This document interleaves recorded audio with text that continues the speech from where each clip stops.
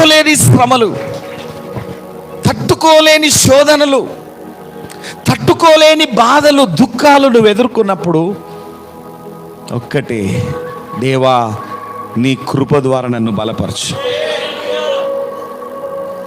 ఆయన కృపను నమ్ముకో. దేన్ని నమ్ముకున్నాను నష్టపోతావు, దేన్ని నమ్ముకున్నాను మోసపోతావు. కృపను నమ్ముకున్నవాడు ఎవడు మోసపోడు. 2 తిమోతి 2వ అధ్యాయం 1వ వచనము పౌలు ఏమని చెప్తున్నా అంటే, పౌలు స్వయంగా చెప్తున్నాడు. 2 తిమోతి 2వ అధ్యాయం 1వ వచనం చూడండి. ఈరోజు నువ్వు ఏ స్థితిలో ఉన్నా, ఏ పరిస్థితుల మధ్యలో ఉన్నా, బలహీనమైన స్థితిలో నువ్వు వచ్చి ఉన్నా, కృప అని ఒక్కసారి అను, అంతే. ఆ కృప నిన్ను తిరిగి నిలబెడుతుంది. నా కుమారుడా, నా కుమారుడా, క్రీస్తు యేసునందున్న కృప చేత బలవంతుడవు కమ్ము. Be strong by the grace of Jesus Christ. Be strengthened